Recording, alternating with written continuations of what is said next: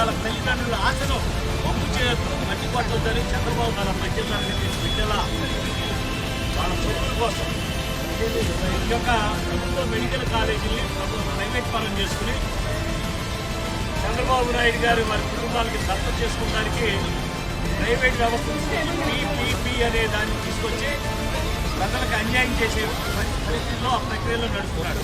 మనం వీటన్నిటి కూడా ఖండించి పేద బడుగు వర్గాల బిడ్డలు నేను డాక్టర్ కావాలనే మేరకు వైఎస్ఆర్ కాంగ్రెస్ పార్టీ నాయకులు, కార్యకర్తలు, అలానే యువజన విభాగం, అలానే విద్యార్థి విభాగం అందరూ కూడా ఈరోజు మరి ఏలూరు మెడికల్ కాలేజ్ దగ్గర మరి ధర్నా కార్యక్రమం చేపడితే దేనికి భయపడి మీరు ఇవన్నీ ఆపారని చెప్పి తెలియజేసుకుంటున్నాను. నేను ఈరోజు ఒక ప్రభుత్వం చేయాల్సిన పనులేంటి?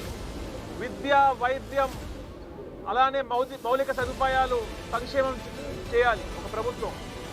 కానీ ఇక్కడ ఈ ప్రభుత్వం మాత్రం రియల్ ఎస్టేట్ వ్యాపారం ఏమో ప్రభుత్వం చేస్తుందంట, గవర్నమెంట్ కాలేజీలేమో ప్రైవేట్ వాళ్ళకి ఇచ్చేస్తుందంట.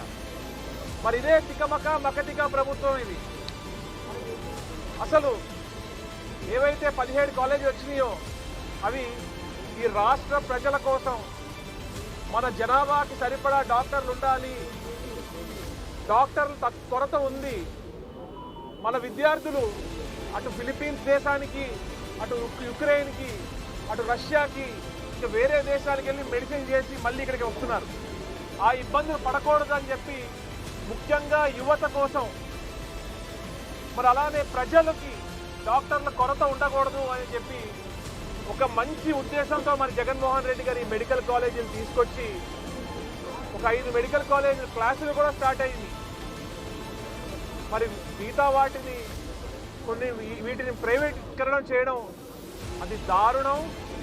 అది కేవలం వారి అనుయాయులకి వారికి ప్రైవేట్ పరం చేసి మళ్ళీ సీట్ల కోసం కోట్లు దండుకునేలాగా, గవర్నమెంట్ కాలేజ్ అయితే సీట్లకి రేట్లు ఉండవు కాబట్టి, ప్రైవేట్ అయితే మళ్ళీ డొనేషన్ల కోసం, డబ్బులు సంపాదించుకోవడం కోసం మరి ఈరోజు పేద మధ్యతరగతి ప్రజలకి మరి ముందు ఏదైనా ఇబ్బంది వస్తే ముందేది గవర్నమెంట్ ఆసుపత్రి. ఎందుకంటే అందుబాటులో ఉండే గవర్నమెంట్ ఆసుపత్రి కాబట్టి.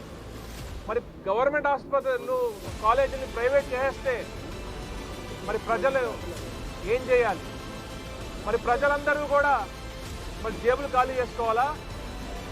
ప్రైవేట్ స్కూల్స్ని ఎంకరేజ్ చేస్తారు, నారాయణ అంటారు, శ్రీ చైతన్య అంటారు, గవర్నమెంట్ కాలేజీలని ప్రైవేట్ చేస్తూ ఉంటారు. కేవలం ఇక్కడ రివర్స్ పాలన జరుగుతుంది. రూపాయికే ల్యాండ్లు ఉర్సా క్లస్టర్స్ అని చెప్పి ముక్కు మొహం తెలియని కంపెనీలకు ఇచ్చేస్తారు. నేపాల్లో చూశారు యువత ఎట్లా తిరగబడిందో గవర్నమెంట్ వైపు.